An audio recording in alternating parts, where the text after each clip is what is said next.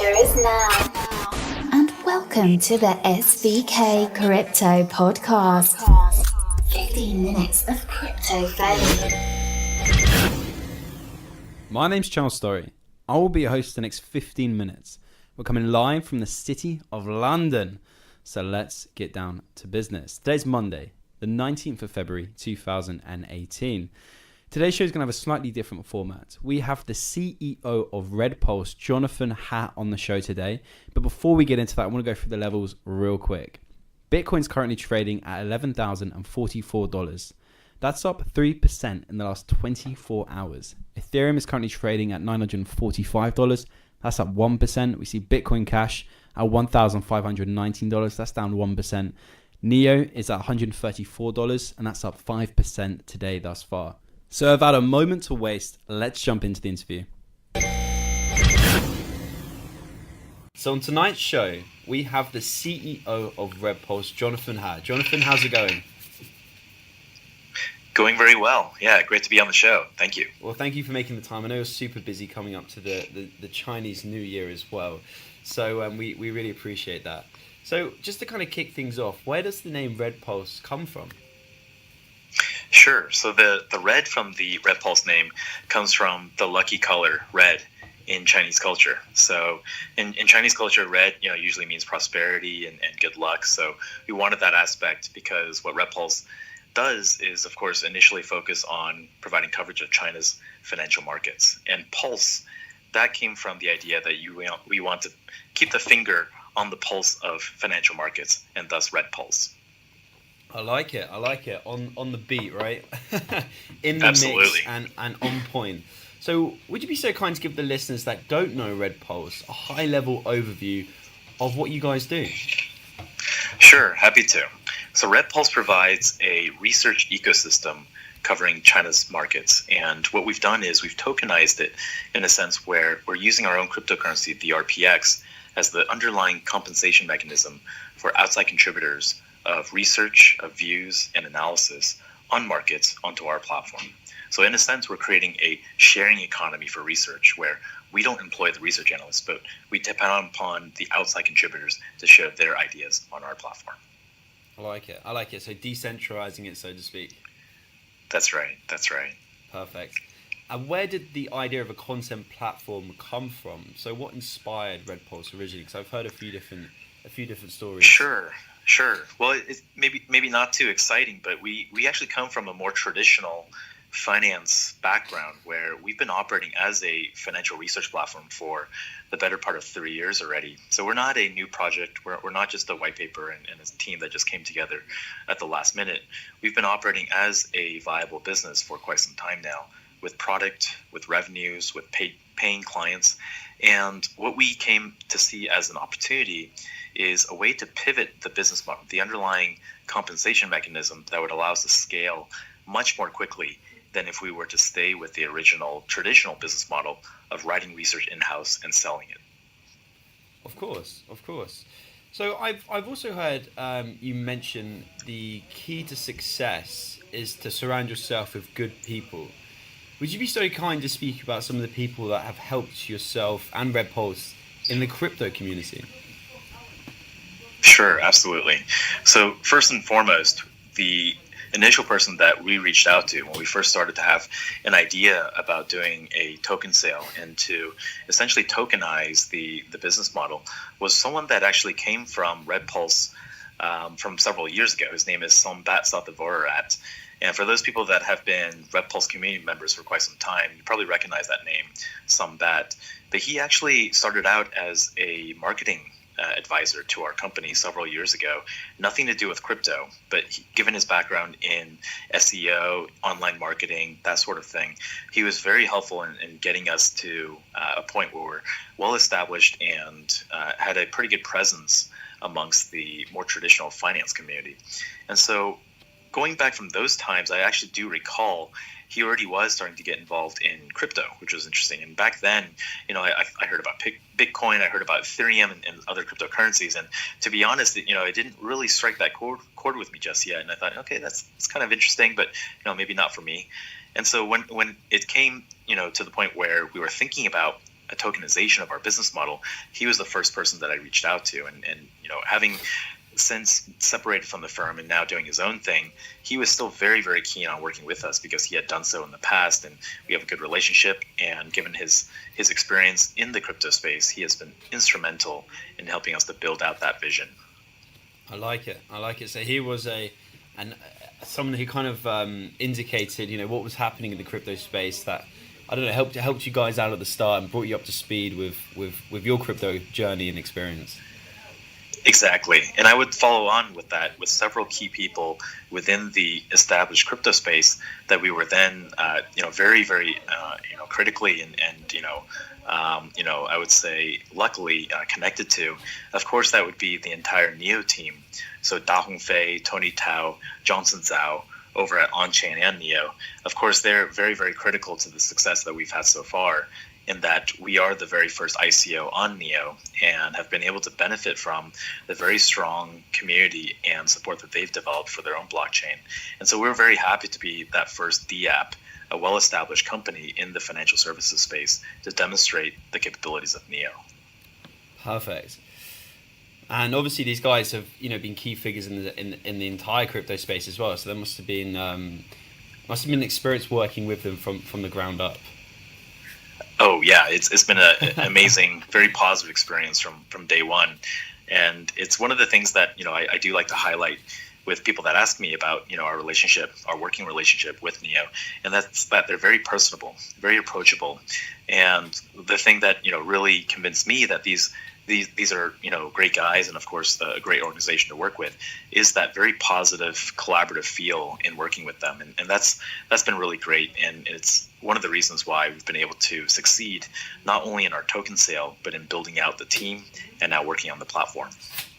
Perfect. So how does Red Pulse manage growing the Red Pulse brand service and keep up to date with all the new technology in the space?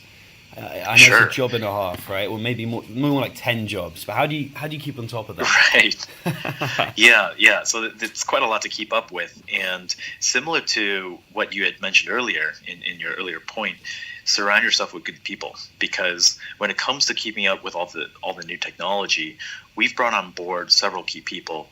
One person in particular, his name is Chris Hager. He's our interim CTO and also director of engineering. He comes from the City of Zion, COZ, which is one of the main independent development groups attached to NEO. And he brings with him a wealth of experience in blockchain, but also in technology, in web frameworks and infrastructure. So he's been instrumental in helping us to build out a team.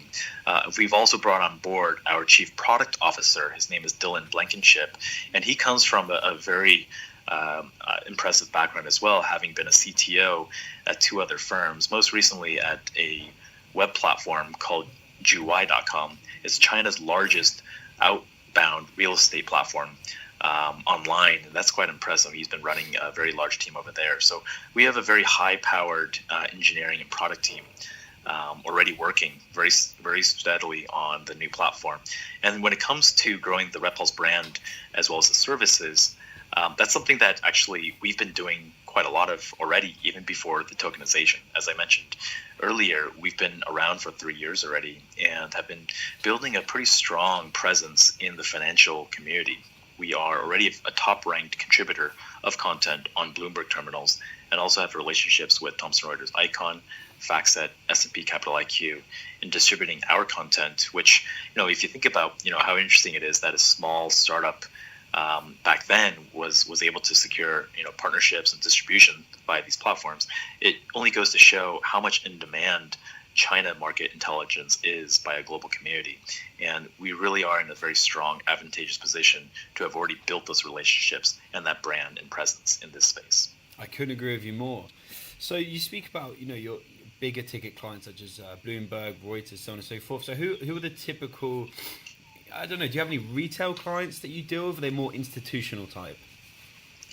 At the moment, they're all institutional clients, and we deal primarily with all the big banks, asset managers, brokerages, insurance companies that might come to mind. We work with all of them.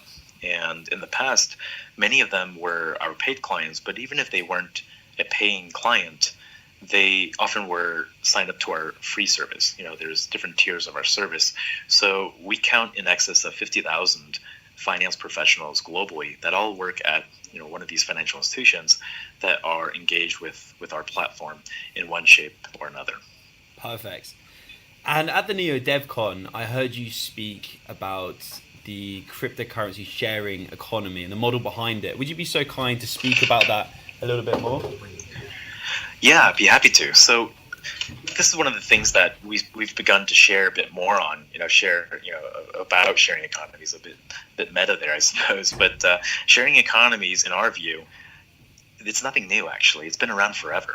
And if you think about, thousands of years ago, perhaps even longer, when people lived in small villages, that was a very small community. And the idea of sharing was prevalent. You would share access to a water well, you would share knowledge, you share protection. And the reason why that worked and you had this community built around it is because the scale of that sharing was quite small. And as people, the population of people began to really explode and grow exponentially, we lost that community feeling, that community driver of sharing, because people became less willing to share with people that they didn't know, and it became much more transactional. And even the so-called sharing economies that we see today, it's essentially a transactional ecosystem where everyone becomes a partner or a actor in their own right, and for every bit of service or contribution that they put into the system, they're immediately getting a payoff in the form of fiat money. What we could potentially do here is to go back to the idea of a sharing economy, but at scale, by introducing a layer, a cryptocurrency layer between the participants as well as the shared utilities or the shared services. And by utilizing a inflationary system, a small amount of minting of new tokens on a continuous basis, it's this source of tokens, of capital, I suppose, that can then be used to compensate those individuals that continue to add value to the system, and thereby eliminating what we call the free rider problem, where people perhaps are less willing to put in the same amount of contribution, but still taking quite a lot of benefit out of the system. In this case, the token economics layer, in our case, it's the RPX token, we're able to have a small amount of minting of additional tokens that's then used to compensate those research contributors, thereby benefiting the greater population. So that's how we're able to achieve a sharing economy at scale. I like that. And by the way, I really see or envisage a lot of that in the crypto community because, unlike any other community or financial, institution or anything like that, the crypto community is always about sharing, helping each other. I mean, you go on Telegram and ask a question, you'll have like 50 people message you directly. And I really feel it's kind of like building that back up again in a lot of ways. So it's interesting. You're on the same page, and I really like that. Really quickly, how has the crypto community played a role in the success of RedPulse? Oh, they've been instrumental in the success of RedPulse so far. So, of course, we've been building this business for the last 3 years, but one of the things that we've really struggled with is how do you achieve scale? And I think every startup struggles with this, because even if you have a great idea, even if there is traction and you are starting to generate revenues and profits, and that's fantastic, but getting to the point where the growth of the company, not only in terms of the headcount and the products, but also most importantly, the profit, to scale is one of the most critical and difficult things to achieve. And because we have now a tokenized business platform and we've done a token sale, we now have the ability to really take benefit from the crowdsourced, crowdfunded aspect of the token environment. And that's something that we're using now for a very good purpose in building out a high-powered engineering and dev team. I like it a lot. What is RedPulse looking to achieve by the end of Play 2018, and what excites you the most? Sure. What we envisage, to achieve by 2018, excuse me, is a fully tokenized and online platform where people can earn RPX tokens for their contributions, and at the same time use RPX as a pre-buy of research, custom research. what excites me the most about it is that we truly are creating the world's first sharing economy for research. Perfect. And while we have you on the show, is there anything you would like to share exclusively with the SVK crypto listeners out there? We looking forward to having a stronger relationship with the people in the UK, in London, and Europe in general. And I think SVK Crypto is one of those premier groups that can help us to do that. Thank you. I like that a lot. Thank you so much for your time today, and I wish you all the best. And we look forward to having you in London. So all the listeners out there, look forward to great things, and we look forward to working together as well. That sounds fantastic. Thank you so much, Charles. Thank you. Have a great day. I just want to say a big thanks once again for Jonathan for taking the time to make it on the SVK Crypto show today. We really appreciate it, and we look forward to having you back on the show very soon. So big thanks once again. That's a wrap. I got to bounce. Have a fantastic evening, and we'll be back tomorrow with another great podcast. That's a wrap. You've been listening to an SVK Crypto Podcast original. Follow us on Twitter at SVK_crypto. Email us on cstorry@svkcrypto.com. Leave us a message on our website, www.svkcrypto.com.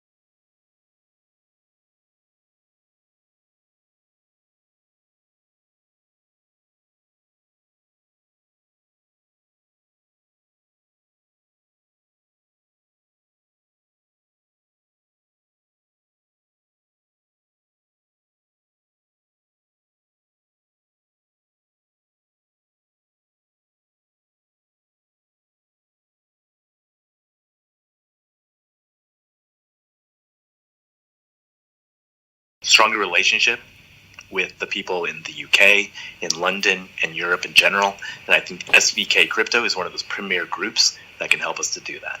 Thank you. I like that a lot. Thank you so much for your time today, and I wish you all the best, and we look forward to having you in London. So all the listeners out there, look forward to great things, and we look forward to working together as well. That sounds fantastic. Thank you so much, Charles. Thank you. Have a great day. All right, you too. Take care.